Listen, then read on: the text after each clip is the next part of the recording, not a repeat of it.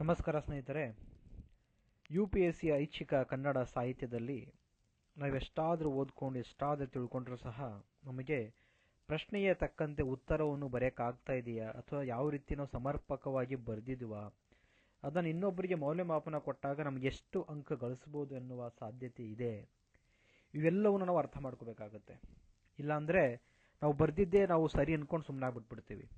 ನಾವು ಒಂದು ಒಳ್ಳೆ ಪೀಠಿಕೆ ಹಾಕಿದ್ದೀನಿ, ಒಂದು ಒಳ್ಳೆ ಸ್ಟ್ರಕ್ಚರ್ ಬರೆದಿದ್ದೀನಿ, ಎಲ್ಲ ಆಯಾಮಗಳು ಕೂಡ ಆನ್ಸರ್ ಬರೆದಿದ್ದೀನಿ, ಉಪಸಂಹಾರ ಸಹ ಸರಿಯಾಗೇ ಬರೆದಿದ್ದೀನಿ, ಆದರೂ ಸಹ ನನಗೆ ಯಾಕೋ ಇನ್ನೂ ಮಾರ್ಕ್ಸ್ ಜಾಸ್ತಿ ಸಿಗುತ್ತೆ ಅಥವಾ ಸಿಗಲ್ಲ ಅನ್ನೋದು ಕೂಡ ಸಹ ಗೊತ್ತಿಲ್ಲ. ಸೊ ಈ ರೀತಿಯ ಗೊಂದಲಗಳು ನಮ್ಮಲ್ಲಿ ಹಲವಾರು ಜನರಲ್ಲಿ ಇದೆ. ಕೆಲವರು PYQಸ್ಗಳಿಗೆ ಆನ್ಸರ್ ಬರೆದಿಟ್ಕೊಂಡ್ಬಿಟ್ಬಿಟ್ಟು ನಾವೆಲ್ಲನೂ ಕಂಪ್ಲೀಟ್ ಮಾಡಿದ್ದೀವಿ ಒಂದು ಅದೇ ಆನ್ಸರ್ನ ಅಲ್ಟಿಮೇಟ್ ಅಂದ್ಕೊಂಡ್ಬಿಟ್ಟಿರ್ತಾರೆ. ಆದರೆ ನಿಜವಾಗ್ಲೂ ನಾವು ಬರೆದಿರೋ ಸರಿಯಾಗೇ ಇದೆಯಾ ಅಥವಾ ಇನ್ನೂ ಯಾವ ರೀತಿ ಬರಿಬೇಕು? ಯಾಕಂತ ಹೇಳಿದ್ರೆ ನಮ್ಮಲ್ಲಿ ಪದಗಳ ಮಿತಿ ಇದೆ. 10 ಅಂಕಗಳಿಗೆ 150 ಪದಗಳಲ್ಲಿ ಬರಿಬೇಕು, 20 ಅಂಕಗಳಿಗೆ 250 ಪದಗಳಲ್ಲಿ ಉತ್ತರವನ್ನು ಬರಿಬೇಕಾಗುತ್ತೆ. ಸೊ ಆ ಉತ್ತರವನ್ನು ಬರಿಬೇಕಾದ್ರೆ ಹಳೆಗನ್ನಡದ ಪದ್ಯ ಅಥವಾ ನಡುಗನ್ನಡ ಪದ್ಯ ಇದ್ದರೆ ಎಷ್ಟರ ಮಟ್ಟಿಗೆ ನಾವು ಕಾವ್ಯದ ಸಾಲುಗಳನ್ನು ಬಳಸಬೇಕು, ಎಷ್ಟರ ಮಟ್ಟಿಗೆ ನಾವು ವಿಶ್ಲೇಷಣೆ ಮಾಡಬೇಕು, ಎಷ್ಟರ ಮಟ್ಟಿಗೆ ನಾವು ತೌಲನಿಕವಾದಂತಹ ವಿಷಯಗಳನ್ನು ತರಬೇಕು, ಇವೆಲ್ಲ ಸಮಗ್ರವಾದ ಅಂದರೆ ಬೇರೆ ಬೇರೆ ಆಯಾಮಗಳು ಅಂತ ಹೇಳಿದ್ರೆ ಈ ರೀತಿ ನಾವು ಕೇವಲ ಕಾವ್ಯವನ್ನೇ ಅರ್ಥ ಮಾಡಿಕೊಂಡು ಕಾವ್ಯ ಬಗ್ಗೆ ಬರೆದ್ರೆ ನಮಗೆ ಹೆಚ್ಚು ಅಂಕಗಳು ಸಿಗುವಂಥ ಸಾಧ್ಯತೆ ಕಮ್ಮಿ ಇರುತ್ತೆ. ಸೊ ಅದರ ಮೂಲಕ ನಮ್ಮ ವಿದ್ಯಾರ್ಥಿ ಮಿತ್ರರೊಬ್ಬರು ಕಳಿಸಿಕೊಟ್ಟಿರುವಂತಹ ಈ ಉತ್ತರವನ್ನು ಮೌಲ್ಯಮಾಪನ ಮಾಡುತ್ತಾ ಇವರು ಯಾವ ರೀತಿ ಬರೆದಿದ್ದಾರೆ, ಸಮರ್ಪಕವಾಗಿದೆಯಾ ಅಥವಾ ಇನ್ನು ಏನಾದರೂ ಬದಲಾವಣೆ ಮಾಡಬೇಕಿದೆಯಾ ಅಥವಾ ಯಾವುದಾದ್ರೂ ಆ್ಯಡ್ ಮಾಡೋದಿದೆಯಾ ಅಥವಾ ಇಷ್ಟು ಬರೆದ್ರೆ ಸಾಕಾ, ಇದರ ಬಗ್ಗೆ ಒಂದಿಷ್ಟು ನಾವು ಚರ್ಚೆ ಮಾಡೋಣ. ನೋಡ್ಬೋದು ಇಲ್ಲಿ ಕೇಳಿರುವಂಥ ಪ್ರಶ್ನೆ ನಮಗೆ ಇದು ರಾಘವಂಕನ ಹರಿಶ್ಚಂದ್ರ ಕಾವ್ಯದಿಂದ ತೆಗೆದುಕೊಂಡಿರುವಂಥದ್ದು. ರಾಘವಂಕನ ಹರಿಶ್ಚಂದ್ರ ಕಾವ್ಯ, ಇದು PYQ. ನೀವು ಹಳೆಯ ಪ್ರಶ್ನೆ ಪತ್ರ ನೋಡಿದ್ರೆ ಗೊತ್ತಾಗುತ್ತೆ. ಕನ್ನಡ ಸಾಹಿತ್ಯದಲ್ಲಿ 90ಕ್ಕಿಂತ 95% ಎಲ್ಲವೂ ಸಹ ನಮಗೆ PYQs ರಿಪೀಟ್ ಆಗ್ತಾನೇ ಇದೆ. ನಮಗೆ ರೆಡಿಮೇಡ್ ಒಂದು ಆನ್ಸರ್ ಮಾಡಿಕೊಂಡ್ರೆ ನಾವು ಉತ್ತಮವಾಗಿ ಎಕ್ಸಾಮ್ಸಲ್ಲಿ ಬರಿಬೋದು. ಆದರೆ ನಾವು ಮಾದರಿ ಉತ್ತರ ಯಾವ ರೀತಿ ಬರೆದಿದ್ವಿ ನೋಡೋಣ. ಪ್ರಶ್ನೆ: ಹರನೆಂಬುದೇ ಸತ್ಯ, ಸತ್ಯವೆಂಬುದೇ ಹರನು, ಈ ದಿವ್ಯಾದರ್ಶ ಹರಿಶ್ಚಂದ್ರ ಕಾವ್ಯದಲ್ಲಿ ಹೇಗೆ ಸಾಕಾರಗೊಂಡಿದೆ ಅಂತ ಕೇಳಿದ್ದಾರೆ. ಸೊ ಇದೊಂದು 20 ಅಂಕಗಳ ಪ್ರಶ್ನೆ ಇದು. ಹರನೆಂಬುದೇ ಸತ್ಯ, ಸತ್ಯ ಎಂಬುದೇ ಹರನು. ಸೊ ನಾವು ಕೇಂದ್ರೀಕರಿಸಬೇಕಾಗಿರುವಂತಹ ವಿಷಯ ಯಾವುದಂತ ಹೇಳಿದ್ರೆ ಇವೆರಡು ಮತ್ತು ಹರಿಶ್ಚಂದ್ರ ಕಾವ್ಯ ಅಂದರೆ ಸಂಪೂರ್ಣವಾಗಿ ಇಡೀ ಹರಿಶ್ಚಂದ್ರ ಕಾವ್ಯದಲ್ಲಿ ಈ ಹರನೆಂಬುದೇ ಸತ್ಯ, ಸತ್ಯವೆಂಬುದೇ ಹರನು ಇದು ಯಾವ ರೀತಿ ವ್ಯಕ್ತಗೊಂಡಿದೆ. ಸೊ ಇದರ ತಕ್ಕಂತೆ ನಾವು ಪೀಠಿಕೆ ಬರೀಬೇಕು. ನಾವು ಯಾವಾಗಲೂ ಚರ್ಚೆ ಮಾಡ್ತಾ ಇದ್ವಿ ಪೀಠಿಕೆ ಅಂದರೆ ಹೇಗಿರ್ಬೇಕಂತ ಹೇಳಿದ್ರೆ ನಾವು ಒಂದು ಪುಸ್ತಕವನ್ನು ಓದ್ತಾ ಇದ್ವಿ ಅಂತ ಹೇಳಿದ್ರೆ ಆ ಪುಸ್ತಕ ಮುನ್ನಡಿಯಂತೆ. ಅಂದರೆ ನಾನು ಮುಂದೆ ಆ ಪುಸ್ತಕದಲ್ಲಿ ಏನೇನೆಲ್ಲ ಚರ್ಚೆ ಮಾಡಕ್ಕೆ ಹೋಗ್ತಾ ಇದ್ದೀನೋ ಅದು ಎಲ್ಲವೂ ಸಹ ನಮಗೆ ಈ ಮುನ್ನಡಿಯಲ್ಲಿ ಅಥವಾ ಈ ಪೀಠಿಕೆಯಲ್ಲಿ ನನಗೆ ರಿಫ್ಲೆಕ್ಷನ್ ಆಗಬೇಕದು. ಈ ಪ್ರಶ್ನೆಯ ತಕ್ಕಂತೆ ನಾನು ಪೀಠಿಕೆಯಲ್ಲಿ ಇನ್ನೇನೋ ಬರೆದಿರ್ತೀನಿ, ಆಮೇಲೆ ಮುಂದೆ ಚರ್ಚೆ ಮಾಡೋದು ಇನ್ನೊಂದು ಏನೋ ಇರುತ್ತೆ, ಆ ರೀತಿ ಆಗಬಾರ್ದು. ಸೊ ಸಂಕ್ಷಿಪ್ತವಾಗಿ ನಾನು ಇಡೀ ಬಾಡಿ ಪಾರ್ಟಲ್ಲಿ ಉತ್ತರದ ರಚನೆ ಇದೆಯಲ್ಲ, ಈ ಬಾಡಿ ಪಾರ್ಟಲ್ಲಿ ನಾನು ಏನೆಲ್ಲ ಡಿಸ್ಕಷನ್ ಮಾಡ್ತೀನೋ ಈ ಅಂಶ ನಮ್ಮ ಪೀಠಿಕೆಯಲ್ಲಿ ಇರಬೇಕು. ಸೊ ಅದರ ತಕ್ಕಂತೆ ಇವರು ಈ ಪೀಠಿಕೆ ರಚಿಸಿದ್ದಾರಾ ನೋಡೋಣ. ಸೊ ಇವರು ಪೀಠಿಕೆಯಲ್ಲಿ ಉಭಯ ಕವಿ ಕಮಲರವಿ ಎಂದು ಖ್ಯಾತನಾದ ರಾಘವಂಕನು ಹರಿಶ್ಚಂದ್ರ ಕಾವ್ಯದಲ್ಲಿ ಸತ್ಯಂ ಶಿವಂ ಸುಂದರಂ ಎನ್ನುವ ಜನತತ್ವ. ಸೊ ಒಂದಿಷ್ಟು ಬರಿಬೇಕಾದ್ರೆ ಎಚ್ಚರ ವಹಿಸಿ ಬರಿಬೇಕು. ಕೆಲವೊಂದ್ಸಲ ಸ್ಪೆಲ್ಲಿಂಗ್ ಎಲ್ಲ ಸ್ವಲ್ಪ ವ್ಯತ್ಯಾಸ ಆದರೂ ಸಹ ಬೇರೆ ಬೇರೆ ಅರ್ಥ ಕೊಡುತ್ತೆ, ಓದೋರಿಗೆ ಕೂಡ ಕಷ್ಟ ಆಗುತ್ತೆ. ಹಾಗಾಗಿ ಇಲ್ಲಿ ನಾವು ಎಚ್ಚರ ವಹಿಸಿ ಬರಿಬೇಕು, ಒಂದಿಷ್ಟು ಎಚ್ಚರವಿರಲಿ ಬರಿಬೇಕಾದ್ರೆ. ಪ್ರತಿಪಾದಿಸಿದ್ದಾನೆ ಮುಂದೆ. ಸೊ ಇವರು ಸತ್ಯಂ ಶಿವಂ ಸುಂದರಂ ಅನ್ನೋದು ಇದು ರಾಘವಂಕನ ಮೂಲ ಉದ್ದೇಶ, ಅವನು ಸಾಕಾರಗೊಳಿಸಬೇಕಾಗಿರೋದು ಅದನ್ನು ತಂದಿದ್ದಾರೆ. ಓಕೆ, ಸರಿ ಇದೆ. ನಂತರ ಹಂಪೆಯ ರಸನ ಪೊಗಳುವ ನಾಲ್ಗೆಯೋಳ್ ಅನ್ನದೈವ ಭವಿಗಳಂ, ಇದು ಭವಿಗಳಂ ಕೀರ್ತಿಸಿನಾದೊಡೆ ಮನಸ್ಸಿ ಜಾರಿಯ ಭಕ್ತನಲ್ಲ ಎಂದಿರುವ ರಾಘವಂಕ ಶಿವ ಸಾಕ್ಷಾತ್ಕಾರವನ್ನು ಹೇಳಿದ್ದಾನೆ ಅಂತ ಹಾಕಿದ್ದಾರೆ. ಸೊ ಇದು ಏನಾಗುತ್ತೆ ಅಂತ ಹೇಳಿದ್ರೆ ಇದು ರಾಘವಂಕನ ಎಷ್ಟರ ಮಟ್ಟಿಗೆ ಶಿವನ ಭಕ್ತ ಅಥವಾ ಪರಮ ಭಕ್ತ ಎಂಬುದನ್ನು ತೋರಿಸ್ಕೊಡುತ್ತೆ. ನಮಗೆ ಬೇಕಾಗಿರುವಂಥದ್ದು ಇದು ಬರೀಲೇಬೇಕಂತೇನಿಲ್ಲ, ಇದು ಸರಿ ಇದೆ. ಬಟ್ ಆದರೂ ಸಹ ಇನ್ನೂ ಪ್ರಶ್ನೆಯ ತಕ್ಕಂತೆ ನಾವು ಪೀಠಿಕೆಯನ್ನು ಯಾವ ರೀತಿ ರಚನೆ ಮಾಡಬೇಕು, ಇನ್ನೂ ಸಮರ್ಪಕವಾಗಿ ಅಥವಾ ಸಿಂಪಲ್ ಆಗಿ, ಇದನ್ನು ಕೇವಲ ನಾವು ಹಳೆಗನ್ನಡ ಅಥವಾ ನಡುಗನ್ನಡನ ಬಳಸಲೇಬೇಕು ಎನ್ನೋಗೋಸ್ಕರ ಬಳಸಬಾರ್ದು, ಅರ್ಥ ಕೊಡೋ ಥರ ಇರಬೇಕು. ಈ ಪ್ರಶ್ನೆಗೆ ನಾನು ಸಿಂಪಲ್ ಆಗಿ ನಾನು ಮೌಲ್ಯಮಾಪನ ಮಾಡುವವರಿಗೆ ಅರ್ಥ ಮಾಡಿಸೋ ಥರ ಇರಬೇಕು. ಇನ್ನೊಂದು ರೀತಿ ಯಾವ ರೀತಿ ಬರಿಬೋದು ಅಂತ ಹೇಳಿ ನೋಡೋದಾದರೆ ನಾವು ನೋಡ್ಬೋದು, ಇಲ್ಲಿ ರಾಘವಂಕನಿಗೆ ವಚನ ಸಾಹಿತ್ಯದ ಪ್ರಭಾವ ತುಂಬಾ ಇದೆ. ಅದಕ್ಕೋಸ್ಕರನೇ ಸಹ ಈ ಹಲವಾರು ಕಾವ್ಯಗಳು, ಕೃತಿಗಳು ವಚನ ಸಾಹಿತ್ಯದಲ್ಲಿ ಏನೇನೆಲ್ಲ ಚರ್ಚೆ ಆಗಿದೆಯೋ ಸೊ ಅದರ ಪ್ರಭಾವದಿಂದ ಹುಟ್ಟಿಕೊಂಡಿರುವಂಥ ಕಾವ್ಯಗಳು ಇವು. ಸೊ ಹಾಗಾಗಿ ನಾವು ವಚನ ಸಾಲನ್ನು ನಾವು ಈ ಹರಿಶ್ಚಂದ್ರ ಕಾವ್ಯದಲ್ಲಿ ಕೇಳುವಂಥ ಪ್ರಶ್ನೆಗಳಿಗೆ ಹೆಚ್ಚು ಬೆಳೆಸಿದ್ರೆ ತುಂಬಾ ಒಳ್ಳೆಯದು. ಆ್ಯಕ್ಚುಲಿ ಇಲ್ಲಿ ಯಾವ ರೀತಿ ಬಳಸ್ಬೋದು ಅಂತ ಹೇಳಿದ್ರೆ, ನಾವು ನಮಗೆ ಗೊತ್ತಿರೋ ಹಾಗೆ ಬಸವಣ್ಣನವರ ಒಂದು ವಚನ ಬರುತ್ತೆ, ನುಡಿದರೆ ಮುತ್ತಿನ ಹಾರದಂತಿರಬೇಕಾಗುತ್ತೆ. ಅದರಲ್ಲಿ ಬರುವಂತಹ ಕೊನೆಯ ಸಾಲಿದೆ, ಏನಂತ ಹೇಳಿದ್ರೆ ನುಡಿಯೊಳಗಾಗಿ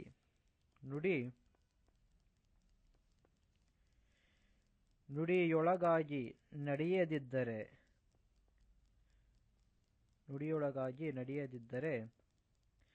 ಕೂಡಲ ಸಂಗಮ ನೆಂತು ಒಲಿವನಯ್ಯ ಅಂತ ಬರುತ್ತೆ. ಅಂದರೆ ನೀವು ನುಡಿ ನೀನು ಸರಿಯಾಗಿಲ್ಲ ಅಂತ ಹೇಳಿದ್ರೆ ನಿನಗೆ ಕೂಡಲ ಸಂಗಮ ನೊಲಿತನ ಸಾಧ್ಯವಿಲ್ಲ.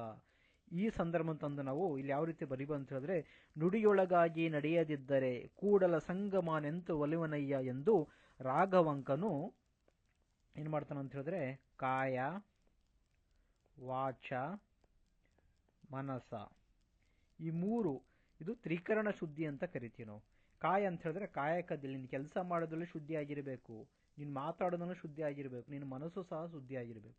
ಈ ಮೂರೂ ಸಹ ಶುದ್ಧಿ ಉಳ್ಳುವಂತಹ ಕಾವ್ಯ ಹರಿಶ್ಚಂದ್ರ ಕಾವ್ಯ ಇದು. ಹಾಗಾಗಿ ನುಡಿಯೊಳಗಾಗಿ ನಡೆಯದಿದ್ದರೆ ಕೂಡಲ ಸಂಗಮ ನೆಂತು ಒಲಿವನಯ್ಯ ಎಂದು ರಾಘವಂಕನು ಕಾಯ ವಾಚ ಮನಸ ಎಂಬ ತ್ರಿಕರಣ ಶುದ್ಧಿಯುಳ್ಳ ಹರಿಶ್ಚಂದ್ರ ಕಾವ್ಯದಲ್ಲಿ ಹರನೆಂಬುದೇ ಸತ್ಯ, ಸತ್ಯವೆಂಬುದೇ ಹರನು ಎಂದು ಚಿತ್ರಿಸಲು ಯತ್ನಿಸಿದ್ದಾನೆ ಅಥವಾ ಪ್ರಯತ್ನಿಸಿದ್ದಾನೆ ಅಥವಾ ಸಾಕಾರಗೊಳಿಸಲು ಯತ್ನಿಸಿದ್ದಾನೆ. ಸೊ ಈ ರೀತಿ ಒಂದೊಳ್ಳೆ ಸಿಂಪಲ್ ಆಗಿ ಅಥವಾ ಇಡೀ ಕಾವ್ಯದ ಅಂಶವನ್ನು ಅಥವಾ ಇಡೀ ಪ್ರಶ್ನೆಯ ಮೂಲ ಬೇಡಿಕೆಯನ್ನು ನಾವು ಉದ್ದೇಶ ಮಾಡಿ ಹೇಳುವಂತೆ ಆಗುತ್ತದೆ ಅಲ್ವಾ. ಕಾಯ ವಾಚ ಮನಸ ಅಂದರೆ ನಮ್ಮ ನಡೆ ನುಡಿ, ನಮ್ಮ ಮನಸ್ಸು. ನಾವು ಹರಿಶ್ಚಂದ್ರ ಕಾವ್ಯದಲ್ಲಿ ನೋಡುವಂಥದ್ದು ಅದೇ. ಆ ಕಾವ್ಯದಲ್ಲಿ ಸತ್ಯವನ್ನು ಪ್ರತಿಪಾದಿಸಲು ಏನು ಮಾಡ್ತಾ ಇದೆ ಅಂತ ಹೇಳಿದ್ರೆ ಈ ತ್ರಿಕರಣ ಶುದ್ಧಿಯನ್ನು ತಗೊಂಡಿದ್ದಾನೆ. ಈ ತ್ರಿಕರಣ ಶುದ್ಧಿ ನಾವು ಈ ಹರಿಶ್ಚಂದ್ರ ಕಾವ್ಯದಲ್ಲಿ ನೋಡ್ತೀವಿ. ಸೊ ಅದ್ರ ಮೂಲಕ ಅವನು ಏನು ಹೇಳ್ತಾರೆ ಅಂತ ಹೇಳಿದ್ರೆ, ಹರನೆಂಬುದು ಸತ್ಯ, ಸತ್ಯನೆಂಬುದು ಹರನು ಅಂತ ಹೇಳ್ತಾ ಇದ್ದಾನೆ. ನಾವು ಈ ರೀತಿ ಪೀಠಿಕೆ ಹಾಕ್ಬೋದಲ್ವಾ. ನುಡಿಯೊಳಗಾಗಿ ನಡೆಯದಿದ್ದರೆ ಕೂಡಲ ಸಂಗಮನೆಂತು ಒಲಿವನಯ್ಯ ಎಂದು ರಾಘವಂಕನು ಕಾಯ ವಾಚ ಮನಸ ಎಂಬ ತ್ರಿಕರಣ ಶುದ್ಧಿಯ ಹರಿಶ್ಚಂದ್ರ ಕಾವ್ಯವನ್ನು ರಚಿಸಿ ಹರನೆಂಬುದೇ ಸತ್ಯ, ಸತ್ಯವೆಂಬುದೇ ಹರನು ಎಂದು ಸಾಕಾರಗೊಳಿಸಲು ಯತ್ನಿಸಿದ್ದಾನೆ ಅಂತ ನಾವು ಪೀಠಿಕೆ ಹಾಕಿದ್ರೆ ನಮ್ಗೆ ಗೊತ್ತಾಗುತ್ತೆ. ಈ ಕೀವರ್ಡ್ಸ್ ಒಳಗಡೆ ಅವನು ಮುಂದೆ ಚರ್ಚೆ ಮಾಡಲು ಹೊರಟಿರುವಂಥದ್ದು ಹರಿಶ್ಚಂದ್ರ ಯಾವ ಯಾವ ರೀತಿಯಲ್ಲಿ ಸತ್ಯವನ್ನು ಪ್ರತಿಪಾದಿಸುತ್ತಾನೆ, ಅಂದರೆ ರಾಘವಂಕನ ಹರಿಶ್ಚಂದ್ರ ಮೂಲಕ. ಸೊ ಅದನ್ನು ನಾವು ಮುಂದೆ ಬಾಡಿ ಪಾರ್ಟಲ್ಲಿ ಡಿಸ್ಕಷನ್ ಮಾಡ್ಕೊಂಡು ಹೋಗ್ಬೋದು ಇವಾಗ.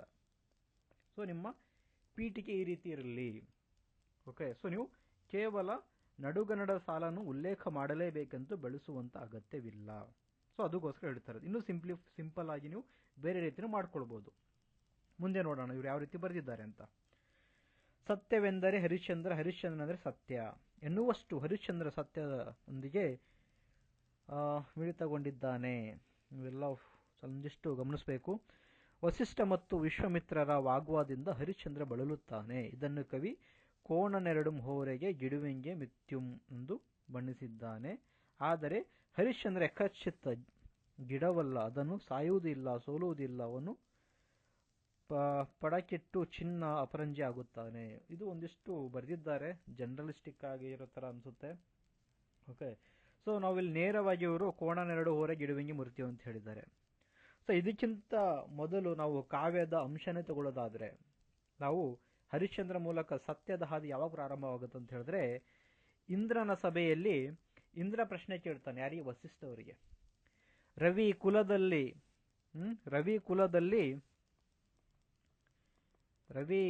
ಕುಲದಲ್ಲಿ ಮನ ವಚನ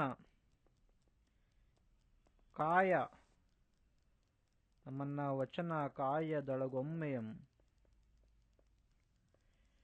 ನಡೆಯುವ ಕಲಿಗಳಾರಯ್ಯ. ಸೊ ಈ ರೀತಿಯ ಪ್ರಶ್ನೆ ಪ್ರಾರಂಭ ಆಗುತ್ತೆ. ಈ ರೀತಿ ಪ್ರಶ್ನೆ ಬಂದಾಗಲೇ ತಾನೇ ನಾವು ಇಡೀ ಕಾವ್ಯ ಅಥವಾ ಹರಿಶ್ಚಂದ್ರನ ಸತ್ಯದ ಅನ್ವೇಷಣೆ ಸ್ಟಾರ್ಟ್ ಆಗುವಂಥದ್ದು. ಸೊ ಇದು ಹಿನ್ನೆಲೆಯನ್ನು ಬರೀಲೇಬೇಕಾಗುತ್ತೆ. ನಾವು ನೇರವಾಗಿ ವಸಿಷ್ಠ ಮತ್ತು ವಿಶ್ವಾಮಿತ್ರರ ಮಧ್ಯೆ ಹರಿಶ್ಚಂದ್ರ ಹೀಗಾದನ್ನು ಹೇಳೋಕ್ಕಿಂತ ಇಂದ್ರನು ರವಿಕುಲದಲ್ಲಿ ಮನವಚನ ಕಾಯದೊಳಗೊಮ್ಮೆ ನಡೆಯುವ ಕಲಿಗಳಾರಯ್ಯ ಎಂಬ ಪ್ರಶ್ನೆಗೆ ವಸಿಷ್ಠ ಮುನಿ ಸಹ ಇಲ್ಲಿ ಹೇಳ್ತಾರೆ, ಉತ್ತರ ಕೊಡ್ತಾರೆ. ಪ್ರತಿ ಉತ್ತರವಾಗಿ ಹೇಳ್ತಾರೆ, ಭೂನಾತಳಗಂ ಸತ್ಯವನ್ನು ಕಾಣಿಸಲು ಬಲ್ಲರು ಧಾತ್ರಿಯೋಳ್ ಮುನ್ನ ಹುಟ್ಟಿದರೆ ಯಾರಲ್ಲ ಹುಟ್ಟವರು ನಾನು ಕಾಣೆ ಅವನೇ ಹರಿಶ್ಚಂದ್ರ ಅಂತ ಹೇಳ್ತಾನೆ. ಅಂದ್ರೆ ಇಡೀ ಭೂಮಿಯಲ್ಲೇ ಯಾರಾದ್ರೂ ಒಬ್ಬ ಸತ್ಯದಿಂದನೇ ನಡೆಯುವಂತ ಯಾರಾದ್ರೂ ವ್ಯಕ್ತಿ ಇದ್ದಾರ ಅಂತ ಹೇಳಿದ್ಬಿಟ್ರೆ ಅದು ಹರಿಶ್ಚಂದ್ರ ಮಾತ್ರ ಎಂಬ ಗರ್ವದಿಂದ ಅಥವಾ ಹೆಮ್ಮೆಯಿಂದ ವಸಿಷ್ಠನ ಮೂಲಕ ರಾಘವಂಕ ಇಲ್ಲಿ ಹೇಳಿಸ್ತಾ ಇದ್ದಾನೆ. ಸೊ ತದನಂತರ ಆಗುವಂಥದ್ದು ಇದು ಯಾವುದು, ಕೋಣ 2 ಹೊರಗೆ ಈ ವಿಷಯ ಸ್ಟಾರ್ಟ್ ಆಗುತ್ತೆ. ಯಾರ ನಡುವೆ, ವಿಶ್ವಾಮಿತ್ರ ಅವನಿಗೆ ವಾಪಸ್ ಮತ್ತೆ ಅವನು ಪ್ರತಿಜ್ಞೆ ಹಾಕುವಂಥದ್ದು, ನೀವೊಂಥರ ಪ್ರಾಮಿಸ್ ಮಾಡುವಂಥದ್ದು, ಬೆಟ್ಟಿಂಗ್ ಕಟ್ಟೋ ಥರ ಇದು. ಯಾರ ನಡುವೆ, ಹರಿಶ್ಚಂದ್ರನ ಮಧ್ಯೆ ಇಟ್ಕೊಂಡ್ಬಿಟ್ಬಿಟ್ಟು ನಾನು ಅವನ್ನ ಸೋಲಿಸ್ತೀನಿ, ಅದು ಸಾಧ್ಯವೇ ಇಲ್ಲ, ಈ ಭೂಮಿಯಲ್ಲಿ ಅಂತ ವ್ಯಕ್ತಿಗಳಿರಕ್ಕೆ ಸಾಧ್ಯನೇ ಇಲ್ಲ ಎಂಬ ಅಂಶ ಬರುತ್ತೆ. ಸೊ ಈ ರೀತಿ ನಾವು ಕಾವ್ಯ ಅಂಶ ತರಬೇಕು. ತದನಂತರ ಇದನ್ನು ಚರ್ಚೆ ಮಾಡಿದ್ರೆ ಓಕೆ. ಮುಂದೆ, ಹರಿಶ್ಚಂದ್ರನ ಬಾಯಿಂದ ಸುಳ್ಳು ಹೇಳಿಸಲೆಂದು ವಿಶ್ವಾಮಿತ್ರ ಅನೇಕ ವಿಷಯಗಳಿಗೆಯನ್ನು ಸೃಷ್ಟಿಸುತ್ತಾನೆ. ಕಾಡಿಗೆ ಬೇಟೆಗೆ ಹೋದಾಗ ಗಾನ ರಾಣಿಯರ ಮೂಲಕ, ಓಕೆ, ಹೀಗೆ ಹಲವಾರು ಸನ್ನಿವೇಶಗಳು ಬರುತ್ತದೆ. ನಕ್ಷತ್ರಿಕ ಸಾಲ ವಸೂಲಿ ಮಾಡಲು ವಿಶ್ವಾಮಿತ್ರ ಕಳಿಸಲು ಶಿಷ್ಯ ಅವನು ಗುರುವಿಗಿಂತ ಒಂದಕ್ಕೆ ಮೇಲೂ ಬೆಂಕಿಯಾಗಿ ಬಿರುಗಾಳಿಯಾಗಿ ವಿಷಾಗ್ನಿಯಾಗಿ ಕಾಡುತ್ತಾನೆ. ಸಾಲ ವಸೂಲಿ ಮಾಡುವುದರಲ್ಲಿ ಅವನನ್ನು ಮೀರಿಸಲು ಇಲ್ಲ. ಸೊ ಇದನ್ನು ಓದ್ತಾ ಇದ್ರೆ ನಮ್ಗೆ ಏನು ಅನ್ಸುತ್ತೆ ಅಂತ ಹೇಳಿದ್ರೆ, ನಾವು ವಿಮರ್ಶಾತ್ಮಕವಾಗಿ ವಿಶ್ಲೇಷಣೆ ಮಾಡಿಕೊಂಡು ಬರಿತಾ ಇಲ್ಲ ಅಂತ ಅನಿಸ್ತಾ ಇದೆ. ಹೆಂಗಂತ ಹೇಳಿದ್ರೆ ನಾವು ಕೇವಲ ಕಥೆಯ ಸಾರಾಂಶನೂ ಬರಿತಾ ಇದ್ವಿ. ನಮಗೇನು ಕೇಳಿದರೆ ಪ್ರಶ್ನೆ, ಹರನೆಂಬುದು ಸತ್ಯ, ಸತ್ಯ ಎಂಬುದು ಹರನು. ರಾಘವಂಕನು ತನ್ನ ಕಾವ್ಯದಲ್ಲಿ ಯಾವ ರೀತಿ ದಿವ್ಯ ದರ್ಶನ ಮಾಡಿದ್ದಾನೆ, ಯಾಕೆ ಮಾಡ್ತಾ ಇದ್ದಾನೆ, ಅವನ ಉದ್ದೇಶ ಆದರೆ ಏನು, ಈ ರೀತಿನೂ ಚರ್ಚೆ ಮಾಡಬೇಕು. ಅಥವಾ ತೌಲನಿಕವಾಗಿ ನಮಗೆ ಕಂಪ್ಯಾರಿಟಿವ್ ಅನಾಲಿಸಿಸ್ ಎಲ್ಲಾದ್ರೂ ತರಕ್ಕೆ ಸಾಧ್ಯನಾ, ಅದನ್ನು ತರಬೇಕು ನಾವು. ತೌಲನಿಕವಾಗಿ ಇದೇ ರೀತಿಯ ಕಥೆ ಉಳ್ಳ ಯಾವುದಾದ್ರೂ ಒಂದು ಅಂಶ ಇದೆಯಾ, ನಮ್ಗೆ ಯಾವ್ದಾದ್ರು ಸಿಗುತ್ತಾ ನೋಡ್ಬೇಕಾಗತ್ತೆ. ಹೌದು, ಸಿಗುತ್ತೆ. ಬೈಬಲಲ್ಲೂ ಸಹ, ಬೈಬಲಲ್ಲಿ ಒಂದು ಕಥೆ ಬರುತ್ತೆ, ಜಾಬ್ ಅಂತ. ಜೋಬ್ ಅವನ ಹೆಸರು. ಸೊ ಅವನಿಗೂ ಆಗುವಂತ ಸೇಮ್ ಇದೇ ರೀತಿ. ಅಲ್ಲಿ ಏನಾಗುತ್ತೆ ಅಂತ ಹೇಳಿದ್ರೆ, ದೇವರ ಮುಂದೆ ಏಂಜಲ್ಸ್ ಮತ್ತು ಸೇಟನ್ಸ್ ಬರ್ತಾರೆ. ಅವಾಗ ಸೇಟನ್ ಹೇಳ್ತಾನೆ, ಲೈಕ್ ನೀನು ದೇವ್ರು ಕೇಳಿದಾಗ ಎಲ್ಲಿಂದ ಬಂದಿದ್ಯಾ ಅಂತ ಹೇಳಿದ್ರೆ ನಾನು ಭೂಮಿಯಿಂದ ಬಂದಿದ್ದೀನಿ ಅಂತ ಹೇಳ್ತಾನೆ. ಸೊ ಅವಾಗ ದೇವ್ರು ಕೇಳುವಂತ ಪ್ರಶ್ನೆ ಏನಾಗುತ್ತೆ ಅಂತ ಹೇಳಿದ್ರೆ, ನನ್ನ ಪರಮ ಭಕ್ತನಾದಂತಹ ಜೋಬ್ನ ನೋಡ್ಕೊಂಡ್ ಬಂದಿದ್ದೀಯಾ, ಅವನು ಹೇಗಿದ್ದಾನೆ ಅಂತ ಕೇಳಿದಾಗ ಸೇಟನ್ ಹೇಳ್ತಾನೆ, ಅವನು ನಿನ್ನ ಪರಮ ಭಕ್ತ ಅಲ್ಲ, ಅವನಿಗಿರುವಂತಹ ಐಶ್ವರ್ಯ ಅಂತಸ್ತು ಅವೆಲ್ಲವೂ ನೀನು ಕೊಟ್ಟಿದ್ದರಿಂದ ಅದಕ್ಕೋಸ್ಕರ ಅಷ್ಟೇ ನಿನ್ನ ಪೂಜೆ ಮಾಡ್ತಾ ಇದ್ದೀನಿ ಹೊರತು ಇಲ್ಲ ಅಂತ ಹೇಳಿದ್ರೆ ನಿಮ್ಮ ಮೇಲೆ ಅವನಿಗೆ ಯಾವುದೇ ರೀತಿಯ ಗೌರವ ಪೂಜೆ ಆ ರೀತಿ ಏನೂ ಮಾಡಲ್ಲ ಅಂತ ಹೇಳ್ತಾ ಇರ್ತಾನೆ. ಅವಾಗ ಇದೊಂದು ಚಾಲೆಂಜ್ ಸ್ಟಾರ್ಟ್ ಆಗುತ್ತೆ. ನಾವು ಹೇಗೆ ಹರಿಶ್ಚಂದ್ರ ಕಾವ್ಯದಲ್ಲಿ ವಿಶ್ವಾಮಿತ್ರ ಮತ್ತು ವಸಿಷ್ಠ ಮುನಿಗಳು ಇಂದ್ರನ ಸಭೆಯಲ್ಲಿ ಇಂದ್ರನ ಸ್ಥಿತಿಯಲ್ಲಿ ಹೆಂಗಾಗುತ್ತೋ ಅದೇ ರೀತಿಯಲ್ಲಿ ಸೇಟನ್ ಮತ್ತು ಏಂಜಲ್ಸ್ ನಡುವೆ ದೇವರ ಸಮ್ಮುಖದಲ್ಲಿ ಆಗುತ್ತೆ. ಅವಾಗ ಅಲ್ಲೂ ಸಹ ಏನಾಗುತ್ತೆ ಅಂತ ಹೇಳಿದ್ರೆ ಈ ರೀತಿಯ ಪರೀಕ್ಷೆಗಳು ಸ್ಟಾರ್ಟ್ ಆಗುತ್ತೆ. ಯಾರಿಗೆ? ಜೋಬ್ಗೆ. ಓಕೆ, ಇದು ಬೈಬಲ್ ಅಲ್ಲಿ ಬರುವಂತ ಒಂದು ಕತೆ. ಅಲ್ಲೂ ಸಹ ಸತ್ಯದ ಅನ್ವೇಷಣೆ ಹೇಗೆ ರಾಘವಂಕನ ಹರಿಶ್ಚಂದ್ರ ಕಾವ್ಯದಲ್ಲಿ ನಡೀತಾ ಇದೆಯೋ ಅದೇ ರೀತಿ ಬೈಬಲ್ ಅಲ್ಲಿ ಬರುವಂತ ಜೋಬ್ನ ಕಥೆಯಲ್ಲಿ ಈ ರೀತಿ ಪ್ರಾರಂಭವಾಗುತ್ತೆ. ದೇವರು ಅವನ ಹತ್ರ ಎಲ್ಲಾನು ಕಿತ್ಕೊಂಡಾಗ ಅವಾಗ್ಲೂ ಸಹ ಅವನ ಪರಮ ಭಕ್ತನಾಗಿ ಇರ್ತಾನೆ, ಅಥವಾ ಅವನು ಬೈದ್ಕೊಂಡು ವಾಪಸ್ಸು ಇಲ್ಲ ನನಗೆ ಬೇಡ ಅನ್ನೋ ತರ ವಾಪಸ್ ಅವನಿಗೆ ದೂಷಿಸ್ತಾನೋ ಎಂಬ ಪ್ರಶ್ನೆ ಬರುತ್ತೆ. ಅದೇ ತರ ನಾವು ಇಲ್ಲಿ ನೋಡ್ತೀವಿ ಅಲ್ವಾ. ಸೊ ಹರಿಶ್ಚಂದ್ರದಲ್ಲಿ ಕೂಡ ಅವನು ಎಷ್ಟಾದ್ರೂ ಕಷ್ಟ ಕೊಟ್ಟಿದ್ರೆ ಕೊನೆಗೆ ಅವನು ಸತ್ಯವನ್ನು ಬಿಟ್ಬಿಟ್ಟು ತನ್ನ ಸುಳ್ಳಿಗೆ ಅಥವಾ ಎಲ್ಲದಕ್ಕೂ ಯಾವುದನ್ನು ಬೇಡಪ್ಪ, ನನಗೆ ಸಾಮಾನ್ಯವಾಗಿ ನನ್ನ ಕುಟುಂಬ ಜೊತೆ ಅಥವಾ ನನ್ನ ರಾಜ್ಯದಲ್ಲಿ ಚೆನ್ನಾಗಿದ್ರೆ ಸಾಕು ಅನ್ನುವ ಮನಸ್ಥಿತಿ ಅವನಿಗೆ ಬರುತ್ತೋ ಇಲ್ಲೋ ಎಂಬ ಪರೀಕ್ಷೆ ಇಲ್ಲ ಆಗ್ತಾ ಇದೆ. ಸೊ ನಾವು ಇಲ್ಲಿ ಏನ್ ತರಬಹುದು ಅಂತ ಹೇಳಿದ್ರೆ, ಬೈಬಲ್ ಅಲ್ಲಿ ಬರುವಂತಹ ಜೋಬ್ನ ಕಥೆ ಮತ್ತು ರಾಘವಂಕನ ಹರಿಶ್ಚಂದ್ರ ಕಾವ್ಯದಲ್ಲಿ ಬಂದ ಸತ್ಯದ ಅನ್ವೇಷಣೆ ಪ್ರಯೋಗ ಈ ಎರಡೂ ಕೂಡ ಸಾಮೀಪ್ಯ ವಹಿಸುತ್ತದೆ ಅಂತ ನೋಡಬಹುದು. ಅದೇ ರೀತಿ ಮಹಾತ್ಮ ಗಾಂಧೀಜಿಯವರ ಆತ್ಮಕಥೆ ಬಗ್ಗೆ ನಮ್ಗೆ ಗೊತ್ತೇ ಇದೆ. ಏನ್ ಬರುತ್ತೆ ಅಂತ ಹೇಳಿದ್ರೆ, ಸತ್ಯದೊಂದಿಗಿನ ನನ್ನ ಪ್ರಯೋಗಗಳು ಅಂತ ಅವರ ಆತ್ಮಕಥೆ. ಸೊ ಅದನ್ನು ಸಹ ನೀವು ಉಲ್ಲೇಖ ಮಾಡಬಹುದು. ಅಂದರೆ ಹರಿಶ್ಚಂದ್ರ ಕಾವ್ಯ ಅವರಿಗೆ ಪ್ರೇರಣೆ ಮತ್ತು ಪ್ರಭಾವ ಬೀರಿದೆ ಅಂತ ನಾವು ಅರ್ಥ ಮಾಡ್ಕೊಳ್ಬೋದು. ಹೌದು, ಹಾಗಾಗಿ ಸೊ ಇದಕ್ಕೆ ನಾವು ಕಾಂಪ್ಯಾರೇಟಿವ್ ಅನಾಲಿಸಿಸ್ ಮತ್ತು ತೌಲನಿಕ ಅಧ್ಯಯನ ಅಂತ ಕರಿತೀವಿ. ನಮ್ಮ ಉತ್ತರದಲ್ಲಿ ಈ ರೀತಿ ಬರಬೇಕು. ನಾವು ಕೇವಲ ಕತೆ ಹೇಳಿದ್ರೆ ನಮಗೆ ಮಾರ್ಕ್ಸ್ ಸಿಗಲ್ಲ. ನೋಡಿ, ಇಲ್ಲಿ ಬೆಂಕಿಯಾಗಿ ಬಿರುಗಳೆಯಾಗಿ ಕೊನೆಗೆ ಅವ್ರು ಏನೇನಾಗುತ್ತೆ ಅಂತ ಅಷ್ಟೇ ಬರ್ಕೊಂಡು ಹೋಗಿದ್ದಾರೆ. ಆಮೇಲೆ ಇಷ್ಟೊಂದು ಉದ್ದ ಇದೆಯಲ್ಲ, ಈ ರೀತಿ ಬರಿಬಾರ್ದು. ಈ ರೀತಿ ಬರೆದ್ರೆ ನಮಗೆ ಓದೋವರಿಗೆ, ಮೌಲ್ಯಮಾಪಕರಿಗೆ ಏನು ಅನ್ಸುತ್ತೆ? ಮಾರ್ಕ್ಸ್ ಕೊಡ್ಬೇಕನ್ಸುತ್ತಾ? ಖಂಡಿತ ಇಲ್ಲ. ಯಾಕಂತ ಹೇಳಿದ್ರೆ ಇವ್ರು ಏನೋ ಕತೆ ಬರೆದಿದ್ದಾರೆ ಅಂತ ಫಿಕ್ಸ್ ಆಗ್ಬಿಟ್ಬಿಡ್ತಾರೆ ಅವರು. ನಮಗೆ ಸಿಗಬೇಕಾಗಿರುವಂತಹ 5-6 ಮಾರ್ಕ್ಸ್ ಸಿಗೋ ಬದಲು 1-2 ಸಿಕ್ಬಿಡುತ್ತೆ. ಕನ್ನಡ ಸಾಹಿತ್ಯದಲ್ಲಿ ಒಂದೊಂದು ಮಾರ್ಕ್ಸ್ ತುಂಬ ಇಂಪಾರ್ಟೆಂಟ್. ನಾವು ಯಾವಾಗ ಹೇಳ್ತಾ ಇದ್ದೀವಲ್ಲ, 290ರ ಮೇಲೆ ಹೋಗಲೇ ಇಲ್ಲ, ಸುಮಾರು ವರ್ಷ ಆಯಿತು ಅಂತ. ಈ ರೀತಿ ಬರೆದ್ರೆ ನಮಗೆ, ಈ ರೀತಿ ನಾವು ಅಭ್ಯಾಸ ಮಾಡಿದ್ರೆ ನಮಗಾಗುತ್ತಾ? ಇಲ್ಲ. ಅದಕ್ಕೆ ಏನು ಮಾಡ್ಬೇಕಂತ ಹೇಳಿದ್ರೆ, ಹಂತ ಹಂತವಾಗಿ ನೀವು ಎಲ್ಲೆಲ್ಲಿ ಕಾವ್ಯದ ಸಾಲು ತರಬೇಕು, ಎಲ್ಲೆಲ್ಲಿ ನೀವು ಕಾಂಪ್ಯಾರೇಟಿವ್ ಅನಾಲಿಸಿಸ್ ತರಬೇಕು, ಎಲ್ಲೆಲ್ಲಿ ಸಮಕಾಲೀನ ಅಂಶಗಳು ತರಬೇಕು, ಇವೆಲ್ಲವನ್ನು ಕೇಂದ್ರವಾಗಿ ಇಟ್ಕೊಂಡು ಇಡೀ ಕಾವ್ಯವನ್ನು ಚರ್ಚೆ ಮಾಡಬೇಕು. ನಾವು ಕೇವಲ ಹರಿಶ್ಚಂದ್ರ ಕಾವ್ಯದಲ್ಲಿರುವಂಥ ಕತೆ ಹೇಳೋದಲ್ಲ. ಕಥೆಯ ಬದಲು ನಾವು ಆ ಕಾವ್ಯ ನಮಗೆ ಏನು ಹೇಳ್ತಾ ಇದೆ, ಇವತ್ತು ಓದ್ತಾ ಇದ್ದರೆ ಅಥವಾ ಇತಿಹಾಸ ಮತ್ತು ವರ್ತಮಾನ ಒಂದಾದಾಗ ನಮಗೆ ಏನು ಹೊಸ ನೆಲೆಯಲ್ಲಿ ಯೋಚನೆ ಮಾಡಕ್ಕೆ ಸಾಧ್ಯವಾಗ್ತಾ ಇದೆಯಾ, ಆ ನಿಟ್ಟಿನಲ್ಲಿ ನಮ್ಮ ಉತ್ತರ ಬರಬೇಕಾಗುತ್ತೆ. ಇವರು ಮತ್ತೆ ಕುವೆಂಪು ಹೇಳಿದಂತೆ, ನಕ್ಷತ್ರಿಕ ನನ್ನ ಸಾಲವನಿಗೆಂದು ವಿಶ್ವಾಮಿತ್ರ ಭೂ ಇಟ್ಟ ನಂತರ ಹರಿಶ್ಚಂದ್ರ ಕೊಂಡು ಆಭರಣ. ಓಕೆ, ಎಲ್ಲ ಕತೆ ಥರ ಇದೆ. ಈ ರೀತಿ ಇದ್ದಾಗ ನಮಗೆ ಮೌಲ್ಯಮಾಪನ ಮಾಡಬೇಕಾದ್ರೂ ಹೊಸ ಆಯಾಮ ಇಲ್ಲ, ಹೊಸ ಡೈಮೆನ್ಷನ್ಸ್ ಇಲ್ಲ ಅಂತ ಅನ್ಸ್ಬಿಡುತ್ತೆ. ಎಂಥ ಅಗ್ನಿ ಪರೀಕ್ಷಕ್ಕೂ ಮನಸ್ಥಿತಿಯಿಂದ ಹರಿಶ್ಚಂದ್ರ ಸತ್ಯನಿಷ್ಠೆಯಿಂದ ಎದುರಿಸಲು ಓದುಗರನ್ನು ದಂಗುಬಡಿಸುತ್ತದೆ ಅಂತ ಹಾಕಿದ್ದಾರೆ. ಓಕೆ, ಇಲ್ಲಿ ಮಧ್ಯದಲ್ಲಿ ನಾವು ಇನ್ನೂ ಕಾವ್ಯದ ಸಾಲುಗಳನ್ನು ತರಬೇಕಾಗಿತ್ತು. ಆಮೇಲೆ ಬೇರೆ ಬೇರೆ ಪ್ರಸಂಗಗಳು ತರಬೇಕಿಲ್ಲಿ. ನೋಡೋಣ ಮುಂದೆ ಯಾವ ರೀತಿ ತಂದಿದ್ದಾರೆ ಅಂತ. ನೋಡಿ, ಸ್ಟ್ರಕ್ಚರ್ ಚೆನ್ನಾಗಿಲ್ಲ ಆ್ಯಕ್ಚುಲಿ. ಇದು ಪ್ಯಾರಾಗ್ರಾಫ್ ತುಂಬ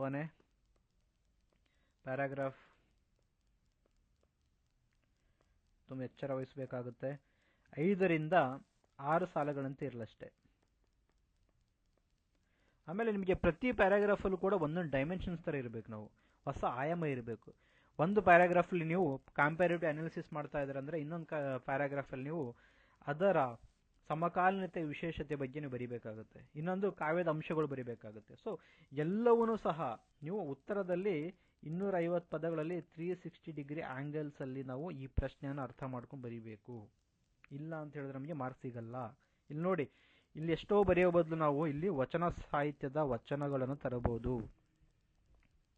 ಸುಮ್ಮನೆ ಬರೆಯೋಕ್ಕಿಂತ ಕಳಬೇಡ, ಸಿಂಪಲ್ ಆಗಿ ನಮಗೆ ಶಾಲೆಯಲ್ಲಿ ಸ್ಕೂಲಲ್ಲಿ ಕಲ್ತಿರೋಂಥ ವಚನಗಳಿದ್ದಾವೆ. ಕಳಬೇಡ, ಕೊಲಬೇಡ, ಹುಸಿಯೇ ನುಡಿಯಲು ಬೇಡ ಅಂತ. ಸೊ ಅದು ವಚನ ಹಾಕ್ಬೋದು ನಾವು. ಈ ರೀತಿ ವಚನಗಳನ್ನು ಬಳಸಿಬಿಟ್ಟು ಹುಸಿಯೇ ನುಡಿಯಲು ಬೇಡ ಎಂಬ ವಚನ ಶಿವಶರಣರ ತತ್ವದಂತೆ ಹರಿಶ್ಚಂದ್ರನು ತನ್ನ ಎಂಥದೇ ಕಷ್ಟಗಳು ಕಾರ್ಪಣ್ಯಗಳು ಬಂದರೂ ಸಹ ಅದನ್ನು ಮೆಟ್ಟಿ ನಿಂತು ಮುಂದೆ ಹೇಗೆ ಸಾಗ್ತಾ ಇದ್ದ, ಈ ರೀತಿ ಮಧ್ಯೆ ಮಧ್ಯೆ ಈ ಥರ ಬಳಸಿ ಚೆನ್ನಾಗಿರುತ್ತೆ. ಇಲ್ಲಿ ಮತ್ತೆ ಕೊನೆಗೆ ಮತ್ತೆ ಇವ್ರು ಏನು ಬಂದ್ಬಿಟ್ಟಿದ್ದಾರೆ ಅಂತ ಹೇಳಿ ಚಂದ್ರಮತಿ ಪ್ರಲಾಪಗೆ ಬಂದ್ಬಿಟ್ಟಿದ್ದಾರೆ. ಚಂದ್ರಮತಿ ಪ್ರಲಾಪ ಕೊನೆಯ ಹಂತ, ಕರುಣಾರಸ ಹಂತ. ಇದು ಇಲ್ಲಿ ಬಂದಿದ್ದಾರೆ. ಇಲ್ಲಿ ನೋಡೋಣ, ಇಲ್ಲೂ ಕೂಡ ಸ್ಟ್ರಕ್ಚರ್ ಇರಬಾರ್ದು. ಈ ರೀತಿ 5 ಮತ್ತು 6 ಸಾಲುಗಳ ಅಥವಾ 5ರಲ್ಲೇ ಬರೆದ್ರೆ ತುಂಬ ಒಳ್ಳೆಯದು. ಹರಿಶ್ಚಂದ್ರ ಶಿವನನ್ನು ಎಳೆಯಲು ಹೋದಾಗ ಬಿಸಾಡಿದ್ರು. ಇದೆಲ್ಲ ನೋಡಿದ್ರೆ ಹೇಗೆ ಅನ್ಸುತ್ತೆ ಅಂತ ಹೇಳಿದ್ರೆ, ಇವರು ಕವಿತೆ ಅಥವಾ ಕಾವ್ಯದ ಸಾಲನ್ನು ಫೋರ್ಸ್ಫುಲ್ಲಿ ನಾನು ಬರೀಲೇಬೇಕು ಅನ್ನೋ ಥರ ಬರಿತಾ ಇದ್ದಾರೆ. ಓಕೆ, ಈ ರೀತಿ ಇರಬಾರ್ದು. ಫ್ಲೋ ಇರಬೇಕು, ಕಂಟಿನ್ಯೂಟಿ ಇರಬೇಕು. ನಮ್ಮ ಪ್ರಶ್ನೆ ಕೇಳಿರೋದು ಏನಂತ ಹೇಳಿದ್ರೆ, ಹರನೆಂಬುದೇ ಸತ್ಯ, ಸತ್ಯನೆಂಬುದೇ ಹರನು. ಇದನ್ನು ರಾಘವಂಕನು ತನ್ನ ಕಾವ್ಯದಲ್ಲಿ ಯಾವ ರೀತಿ ವ್ಯಕ್ತಪಡಿಸಿದ್ದಾನೆ ಅದನ್ನು ನಾವು ಸಾಕಾರಗೊಳಿಸಬೇಕು. ಸೊ ಈ ರೀತಿ ನಾವು ವಿಶ್ಲೇಷಣೆ ಮಾಡ್ಕೊಂಡು ಬರೀಬೇಕಾಗುತ್ತೆ ಹೊರತು ಈ ರೀತಿ ಕಾವ್ಯದ ಸಾಲುಗಳನ್ನು ಬಳಸಲೇಬೇಕು ಎನ್ನುವುದಕ್ಕೋಸ್ಕರ ನಾವು ಬಳಸಿದ್ರೆ ನಮ್ಮ ಉತ್ತರ ಸರಿಯಾಗಿ ಹೋಗಲ್ಲ.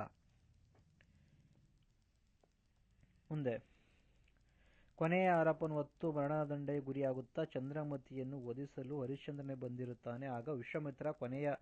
ಸೊ ಕಥೆಯ ಸಾರಾಂಶ ನಮಗೆ ಉತ್ತರವಲ್ಲ.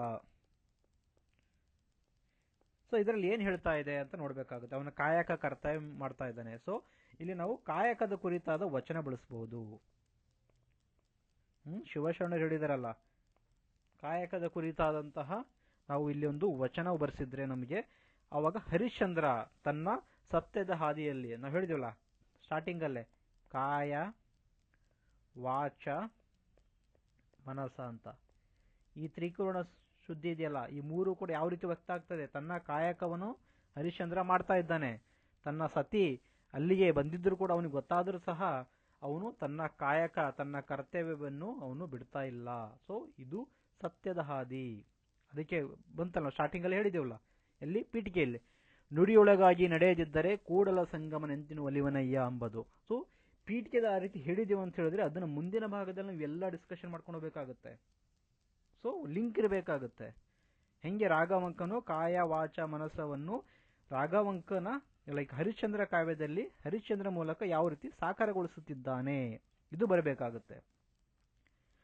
ವಿಶ್ವಾಮಿತ್ರ ಕೊನೆಯ ಹಂತದಲ್ಲಿ ಕೊನೆಯ ಅವಕಾಶವನ್ನು ಕೊಡುತ್ತಾನೆ. ನನ್ನ ನೋಡಿ ಈ ರೀತಿ ಎಲ್ಲ ಅಂದ್ರೆ ಸಾಹಿತ್ಯಿಕವಾದಂತಹ ಪದಗಳು ಬರಬೇಕು ನಮ್ಮಲ್ಲಿ, ಸಾಹಿತ್ಯವನ್ನು ಹೇಳುವಂತರ. ವಿಶ್ವಾಮಿತ್ರ ಕೊಡುತ್ತಾನೆ, ಹೋಗುತ್ತಾನೆ ಅನ್ನೋಕ್ಕಿಂತ ನೀವು ಬೇರೆ ರೀತಿ ಬಳಸಿ, ಬೇರೆ ರೀತಿ ನಾವು ಇನ್ನೂ ಬ್ಯೂಟಿಫುಲ್ ಆಗಿ ಇನ್ನೂ ಯಾವ ರೀತಿ ಬಳಸಬಹುದು, ಅಥವಾ ವಿಶ್ಲೇಷಣೆ ಅಥವಾ ನೀವು ತೌಲನಿಕವಾಗಿ ಯಾವ ರೀತಿ ಬರೀಬಹುದು ಅನ್ನೋದ್ರ ಬಗ್ಗೆ ನೀವು ಹೆಚ್ಚು ಗಮನ ಕೊಡಬೇಕಾಗತ್ತೆ.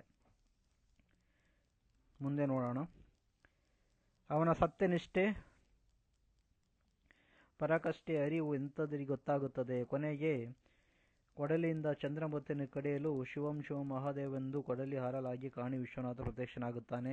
ಸತ್ಯ ಹರಿಶ್ಚಂದ್ರನ ಜಾತಿಯ ಮನಸ್ಥಿತಿಯಲ್ಲಿದ್ದವನು ಅಗ್ನಿ ಪರೀಕ್ಷೆಗಳಿಂದ ಪರೀಕ್ಷೆಗೊಂಡು ವಿಶ್ವ ಮಾನವನಾಗುತ್ತಾನೆ. Okay, good. ಅವನ ಪ್ರಕಾರ ಸತ್ಯದ ಹೇಳಿದ ಮಾತಿನಂತೆ ನಡೆಯುವುದು. ಕರ್ಣನ ಪ್ರಕಾರ ಸತ್ಯವೆಂದರೆ ಕೇಳಿದ್ದನ್ನು ಕೊಡುವುದು. ಇಬ್ಬರ ದಾರಿ ಬೇರೆ ಬೇರೆ ಆದರೆ ಗುರಿ ಒಂದೇ. ಓಕೆ, ಇಲ್ಲಿ ಇವರು ಒಂದಿಷ್ಟು ಕರ್ಣನ ಬಗ್ಗೆ ತಂದಿದ್ದಾರೆ. It's good actually. ಬೇರೆ ಬೇರೆ ಯಾವ ರೀತಿ ತರಬೇಕು, ಗಾಂಧಿಗೆ ಸತ್ಯದ ಹಾದಿ ಯಾವ ರೀತಿ ಆಗಿತ್ತು, ಕರ್ಣನಿಗೆ ಯಾವ ರೀತಿ ಆಗಿತ್ತು, ಸೊ ಬಾಹುಬಲಿ ಯಾವ ರೀತಿ ಆಗಿತ್ತು. ಸೊ ಬೇರೆ ಬೇರೆ ಕಾವ್ಯದಲ್ಲಿರುವಂಥ ಅಂಶಗಳು ನಾವು ನಮ್ಮ ಇದರಲ್ಲಿ ತರುವಂಥ ಪ್ರಯತ್ನ ಮಾಡ್ತಾ ಇರಬೇಕು. ಆಮೇಲೆ ಅದಕ್ಕೆ ಸಿಹಿ ಎನ್ನುವಂತೆ ಏನು, ಕವಿಯು ಸತ್ಯದ ಪ್ರತಿಪಾದನೆಯನ್ನು ಔಷಧಿಯಾಗಿ ಪ್ರತಿಪಾದಿಸಿದ್ದಾನೆ. ಎಲ್ಲವೂ ಮಂಗಳಮಯವಾಗುತ್ತದೆ, ಲೋಹಿತಾಶ್ವ ಬದುಕುತ್ತಾನೆ. ಸೊ ಇದಕ್ಕಿಂತ ನಾವು ನೆಕ್ಸ್ಟ್ ಇದಕ್ಕಿಂತ ಮುಂಚೆನೂ ಬರುತ್ತಲ್ವಾ. ಸೊ ಹರಿಶ್ಚಂದ್ರ ರಾಯರು ಸತ್ಯದಿಂದಿರಲಿ ಬಾಳಲಿ, ರಾಜ್ಯದೊಡೆ ವಿಶ್ವಾಮಿತ್ರ ನಿತ್ತನಾಗಲಿ ಅಂತ ಚಂದ್ರಮತಿ ಹೇಳ್ತಾಳೆ. ಆ ಸಾಲು ಬಳಸಬೇಕಾಗುತ್ತೆ. ಆಮೇಲೆ ವಿಶ್ವಾಮಿತ್ರ ಮತ್ತೆ ಕೊನೆಯಲ್ಲೂ ಸಹ ಅವನು ಕೇಳ್ತಾನೆ, ಏನಂತ ಹೇಳಿದ್ರೆ, ಎನ್ನ ನಂದನೆಯರನ್ನು ಮದುವೆ ಆಗದೊಡೆ ನನ್ನ ಸತ್ತ ಮಗನನ್ನು ನಾನೇ ಬದುಕಿಸ್ಕೊಡ್ತೇನೆ ಅಂತ ಹೇಳ್ತಾನೆ. ಅಂದ್ರೆ ಎನ್ನ ನಂದನೆಯರನ್ನು ಮದುವೆ ಆಗದೊಡೆ ಸತ್ತ ಮಗನನ್ನ ಬದುಕಿಸ್ಕೊಡ್ತೇನೆ ಅಂತ ವಿಶ್ವಾಮಿತ್ರ ಕೊನೆಯಲ್ಲೂ ಸಹ ಕೇಳ್ತಾನೆ. ಅಂತ ಸಂದರ್ಭದಲ್ಲೂ ಕೂಡ ಅವನು ಹರಿಶ್ಚಂದ್ರ ಹೇಳುವಂಥದ್ದು ಏನಂತ ಹೇಳಿದ್ರೆ, ಎನ್ನ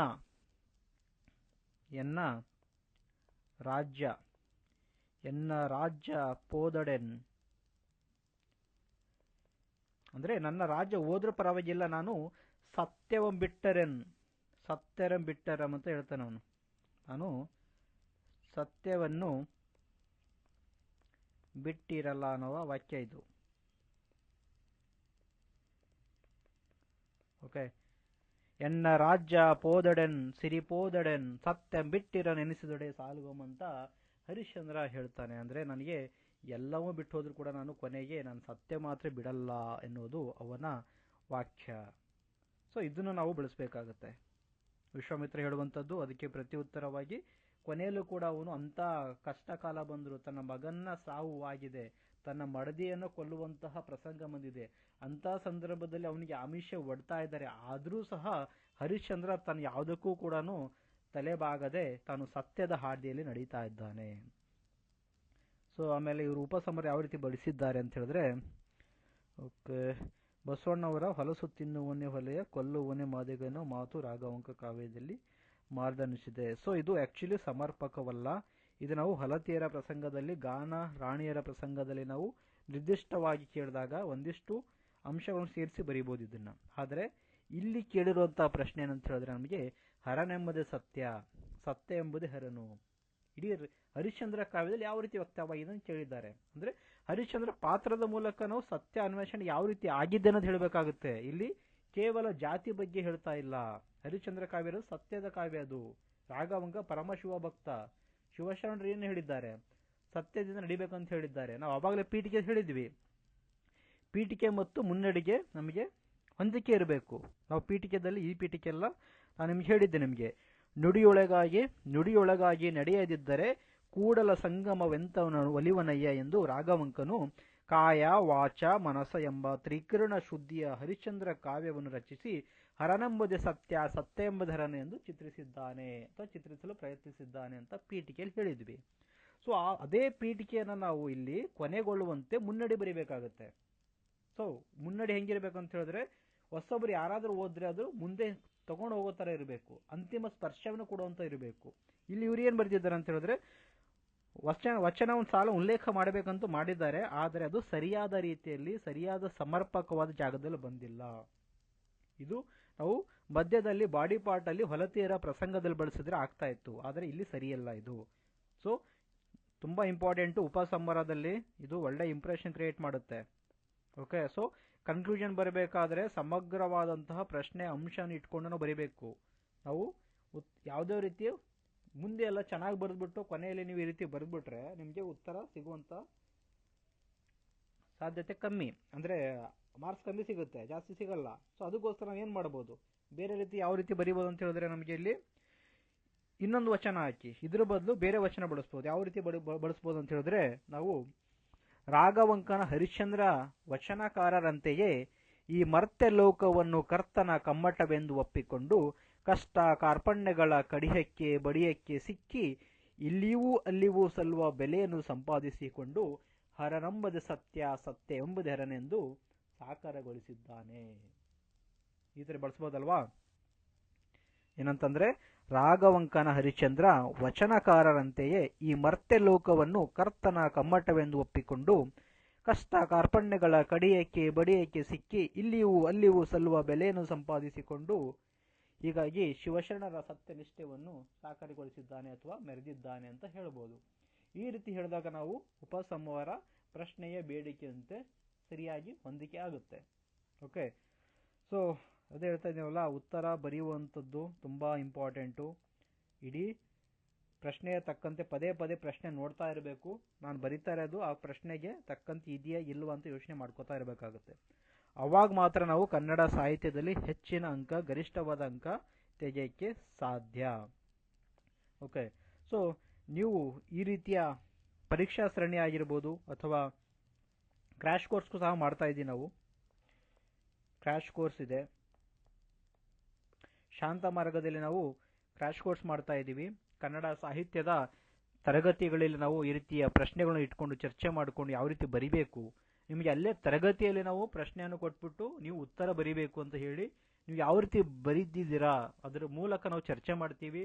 ಆ ಚರ್ಚೆಯಲ್ಲಿ ಪೀಠಿಗೆ ಯಾವ ರೀತಿ ಬರೆದಿದ್ದೀರಾ, ಬಾಡಿ ಪಾರ್ಟಲ್ಲಿ ಏನೆಲ್ಲ ಅಂಶ ಬಂದಿದೆ, ಉಪಸಂಹಾರ ಸರಿಯಾಗಿದೆಯಾ, ಅದಕ್ಕೆ ಎಷ್ಟು ಅಂಕ ನಿಮ್ಗೆ ಸಿಗ್ಬೋದು ಅನ್ನೋದು ಸಹ ನಾವು ಅಲ್ಲೇ ಪ್ರತಿಯೊಂದು ತರಗತಿಯಲ್ಲಿ ಪ್ರತಿಯೊಂದು ಪ್ರಶ್ನೆಯನ್ನು ತೆಗೆದುಕೊಂಡು ನಾವು ಅಲ್ಲೇ ಚರ್ಚೆ ಮಾಡೋದ್ರ ಮೂಲಕ ಕನ್ನಡ ಸಾಹಿತ್ಯದ ತಯಾರಿ ಇನ್ನಷ್ಟು ಗರಿಷ್ಠ ಅಥವಾ ಗುಣಮಟ್ಟ ದೃಷ್ಟಿಯಲ್ಲಿ ನಾವು ಮಾಡ್ತಾ ಇದ್ದೇವೆ. ಸೊ ನೀವು ಆಸಕ್ತರು ಶಾಂತ ಮಾರ್ಗವನ್ನು ಸಂಪರ್ಕಿಸಿ. ಅಲ್ಲಿ ನಿಮಗೆ ಇನ್ನು ಕೆಲವೇ ದಿನಗಳಲ್ಲಿ ತರಗತಿಗಳು ಅಂದರೆ ಕ್ರ್ಯಾಶ್ ಕೋರ್ಸ್, ಅಟ್ಲೀಸ್ಟ್ ನೀವು ಒಂದ್ಸಲ ಆದರೂ ಕನ್ನಡ ಸಾಹಿತ್ಯವನ್ನು ಓದಿರಬೇಕು. ನಾವು ಕ್ಲಾಸಲ್ಲಿ ಕತೆ ಹೇಳ್ತೀವಿ, ಕತೆ ಜೊತೆಲಿ ಜಾಸ್ತಿ ನಮ್ಮ ವಿಶ್ಲೇಷಣೆ ಇರುತ್ತೆ. ವಿಶ್ಲೇಷಣೆ ಬೇಕಾಗಿರೋದು, ನಮ್ಮ ಉತ್ತರಗಳು ಬೇಕಾಗಿರೋದು ವಿಶ್ಲೇಷಣೆ ಅಂದರೆ ಮತ್ತೆ ತೌಲನಿಕ ಅಧ್ಯಯನ ಬೇಕು. ನೀವು ಪ್ರಶ್ನೆ ತಕ್ಕಂತೆ ಉತ್ತರ ಯಾವ ರೀತಿ ಬರಿಬೇಕು ಅನ್ನೋದಷ್ಟೇ ನಾವು ಜಾಸ್ತಿ ಹೆಚ್ಚು ಫೋಕಸ್ ಮಾಡ್ತೀವಿ ಅಲ್ಲಿ. ಯಾಕಂತ ಹೇಳಿದ್ರೆ ನಮ್ಗೆ ಗೊತ್ತಿದೆ ಕನ್ನಡ ಸಾಹಿತ್ಯದಲ್ಲಿ 90ಗಿಂತ 95% ಎಲ್ಲ PYQs ರೆಡಿ ಆಗ್ಬಿಟ್ರೆ ನಿಮ್ಗೆ ಸಾಕಾಗುತ್ತೆ. ಸೊ ಈ ಪ್ರಶ್ನೆ ಬಂದಿದೆ ನಮ್ಗೆ ಗೊತ್ತಿದೆ ಈ ಪ್ರಶ್ನೆ, ಆದರೆ ಇದಕ್ಕೆ ನಾವು ಯಾಕೆ ಸಮರ್ಪಕವಾಗಿ ಉತ್ತರವನ್ನು ಬರೆಯಕ್ಕೆ ಆಗ್ತಾ ಇಲ್ಲ. ಸೊ ಈ ನಿಟ್ಟಿನಲ್ಲಿ ನೀವು ಪ್ರತಿಯೊಂದು ಪ್ರಶ್ನೆಗಳು ನಿಮ್ಮದೇ ಒಳ್ಳೆ ಉತ್ತರ ಸಿದ್ಧಪಡಿಸಿಕೊಂಡು ನೀವು ಎಕ್ಸಾಮಲ್ಲಿ ಬರೆದ್ರೆ ಕನ್ನಡ ಸಾಹಿತ್ಯದಲ್ಲಿ ಕೇವಲ 290ರಿಂದ 300 ಅಲ್ಲ 300ಕ್ಕಿಂತ ಜಾಸ್ತಿ ಹೆಚ್ಚು ಅಂಕ ಪಡಿಬೋದು. ಆದರೆ ನೀವು ಪ್ರಯತ್ನ ಮಾಡಬೇಕಾಗುತ್ತೆ, ಒಂದಿಷ್ಟು ಶ್ರಮ ವಹಿಸಬೇಕಾಗುತ್ತೆ. ನಾವು ಹೇಳಿದ್ದನ್ನು ನೀವು ನೀಟಾಗಿ ಸರಿಯಾದ ರೀತಿಯಲ್ಲಿ ಮಾಡಿದ್ರೆ ಕನ್ನಡ ಸಾಹಿತ್ಯದಲ್ಲಿ ಗರಿಷ್ಠವಾದ ಅಂಕ ಗಳಿಸುವ ಎಲ್ಲ ಸಾಧ್ಯತೆ ಇದೆ. ಸೊ ನೀವು ನಮ್ಮ ಕ್ರ್ಯಾಶ್ ಕೋರ್ಸ್ನ ತರಗತಿಗಳಾಗಿ ಮತ್ತು ಟೆಸ್ಟ್ ಸೀರೀಸ್ ಸಹ ಲಭ್ಯವಿದೆ. ಅಲ್ಲೂ ಸಹ ನಾವು ಇದೇ ರೀತಿಯ ನಿಮಗೆ ಮಾಡೆಲ್ ಆನ್ಸರ್ ಸಹ ಕೊಡ್ತೀವಿ, ನಿಮಗೆ ಮೌಲ್ಯಮಾಪನ ಸಹ ಮಾಡಿಕೊಡ್ತೀವಿ. ಸೊ ಡೀಟೇಲ್ ಆಗಿರುತ್ತೆ, ಎಲ್ಲಿ ಹೇಗೆ ಬರೀಬೇಕು, ಯಾವ ರೀತಿ ಬಳಸಬೇಕು ಅನ್ನೋದು ಸಹ ಅಲ್ಲಿರುತ್ತೆ. ಹಾಗಾಗಿ ನೀವು ಟೆಸ್ಟ್ ಸೀರೀಸ್ ಮತ್ತು ಕ್ರ್ಯಾಶ್ ಕೋರ್ಸ್ಗಾಗಿ ನೀವು ನಮ್ಮ ಶಾಂತ ಮಾರ್ಗದ ತರಗತಿ ಮತ್ತು ಪರೀಕ್ಷಾ ಸರಣಿಗೆ ನೀವು ಸೇರಬಹುದು. ಧನ್ಯವಾದಗಳು.